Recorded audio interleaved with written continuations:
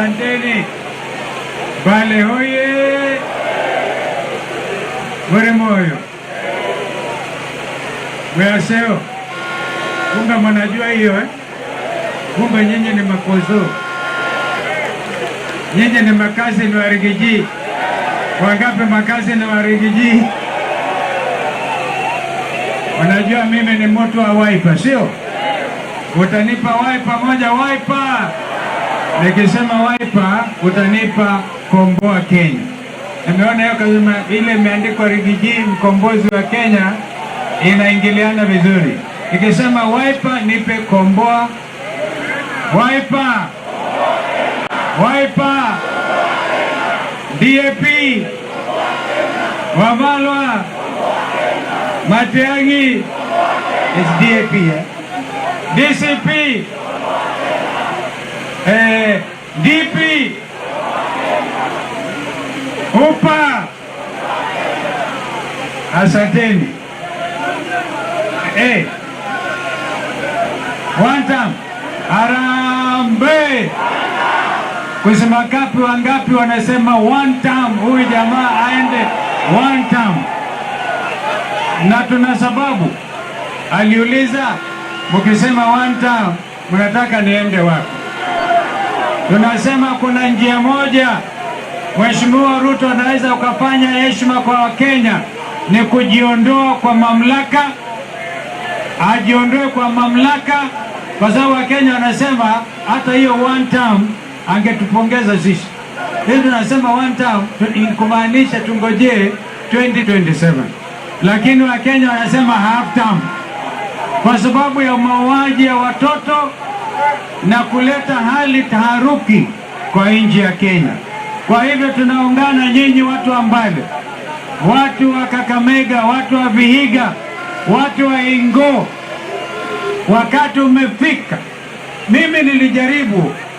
Wangapi wamewahi kusikia Kalonzo hapa nisikie na nataka nijue. Wangapi wamewahi kumsikia? Tulianza safari na wengine kina Mudavadi. Mudavadi amekwama huko, hata chama amepatia Ruto. Ni kweli si kweli? Nikajaribu kumsukuma, akashindwa. Nikaenda kwa baba ya Roma. Nikaenda hata nikamkampenia, lakini wote wamezama. Na asante, nimekusikia. Kwa hivyo, nimekusikia bwana, asante sana. Huyu jamaa amekadhibika. Na tena tunasema pole, tumesema ile kitu imeandikwa hapa kwamba mtu amekaa kwa mochari miaka ngapi? Na huko mwana gavana na kuna mjumbe. Hiyo ni aibu kama si aibu.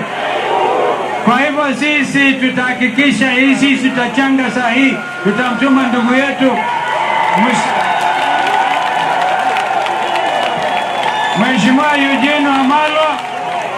Hata tumepatiwa contact person, kwa sababu hii ni aibu. Tukiwa katika hali ngumu namna hii, tupate mwili umekaa mochari miaka 6, hiyo ni aibu hata kwa jamii. Hiyo inaweza hata kuleta lawama kwa jamii. Kwa hivyo ni kuonyesha uongozi hapa mwana shida. Wangapi wanasema wote hawa wafagiliwe one time? Kwa hivyo mimi nawashukuru sana, nawapongeza. Tumekuja ili tuokoe Kenya, muundo mpya wa Kenya. Hatuna shida. Wao wanaua vijana wetu, wanaleta na mabunduki na kupiga watoto risasi kama swara. Wakenya wamejitokeza, vijana kwao wenyewe wanapanga maguni.